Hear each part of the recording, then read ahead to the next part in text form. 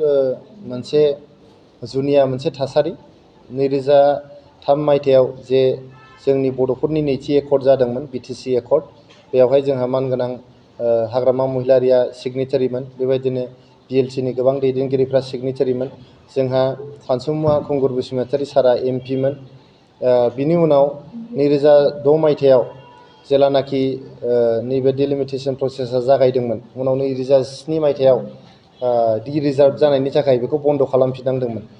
बै डिलिमिटेशन प्रसेसनि सिगांनो 2003 मायथाइनि उनाव जिहेतु जोंहा ST रिजार्वेशन ST आरो SC रिजार्वेशनखौ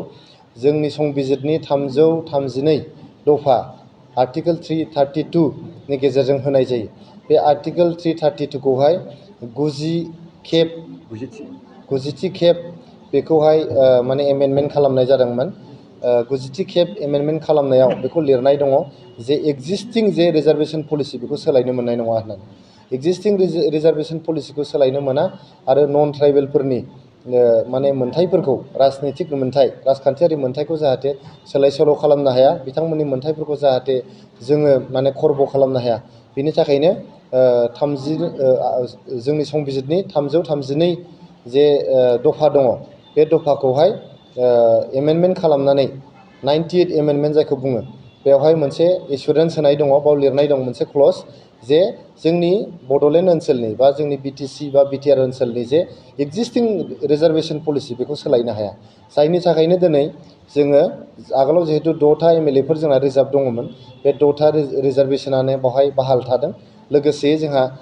मोननै MPनि गेजेराव मोनसेल' रिजार्वेशन दंखायोमोन आगोलावहाय मोनसेल' जोङो रिजार्वेशन बेयाव खालामनो हादों दा बै समावनो जिहेतु बिथांमोना बै एमेन्डमेन्टखौ जोंनि कन्स्टिटिउशननि आर्टिकल 332 नि 98 एमेन्डमेन्टखौ बिथांमोना एग्रि जानानै बेयाव सहि होनानै फैखादोंमोन दिनैहाय बेखौ जोङो सोलाय सोल' खालामनो हाया बै समाव जुदि बिथांमोना जोंनि हाग्रामा महिलारि बिथांमोना जोंनि सानसुमा खुंगुर बसुमतारी बिथांमोना जुदि बै एमेन्डमेन्टखौ राजि जायामोनबा एग्रि जायामोनबा दिनैहाय जोंनावहाय 8 निफ्राय 9टा MLA सीटआ जोंनि ट्राइबेलफोरनि थाखाय जोंनि बर'फोरनि थाखाय रिजार्भ जागौमोन खिन्थु दिनै इलेक्शन कमिशन अफ इन्डियाया जिहेतु बै एमेन्डमेन्टखौ आरो गोदानै एमेन्डमेन्ट खालामफिननांगौ मानि पार्लियामेन्टआव बेखौहाय माने सोलाय सोल' खालामनो हाया एक्जिस्टिं रिजार्वेशन पलिसिखौ सोलाय सोल' खालामनो हाया बेखायनो बै जे कन्स्टिटिउशननि आर्टिकल 332 नि 98 एमेन्डमेन्ट 90 खेब जे जोंना मा होनो संबिजिरखौ सोदांनाय बे सोदांनायखौनो मानिनानै दैखांदोंमोन रिजार्वेशनखौ बारायनांगौ 8 निफ्राय 9टा MLA सीट बेयाव बारायनांगौ मोननैबो समस्तिखौहाय रिजार्भ दोननांगौ होननानै दाबि दैखांदोंमोन खिन्थु बिथांमोना लेखाखौ दिहुननानै देखायबाय बे जे जोंनि संबिजिरनि जे सोदांनाय 90 खेब सोदांनाय आर्टिकल 332 नि बेखौ देखायबाय आरो बुंबाय जे नोंथांमोननि बै समनि दैदेनगिरि मानगोनां हाग्रामा महिलारि बिथां लोगोसे बिथां सानसुमा खुंगुर Basumatary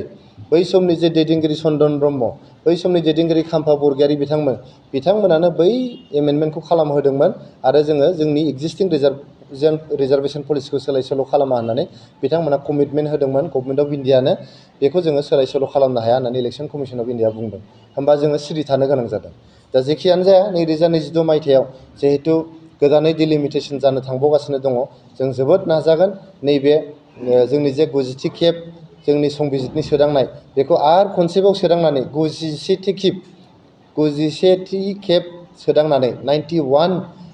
amendment of constitution of the article 332 बेखौ खालामनानै जोंनि STफोरनि रिजार्वेशनखौ बारायनांगौ मोननैबो MP सीटखौ रिजार्वेशन दोननांगौ लोगोसे जोंनि 15टा MLA सीटनि गेजेराव बांसिन मासिखौनो रिजार्वेशन दोननांगौ होननानै जों दाबि दैखाङो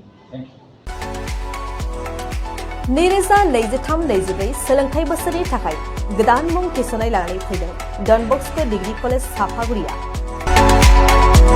देग्लायनिफ्राय डन बस्को डिग्री कलेज साफागुरियाव बेचलर अफ आर्ट्स एबा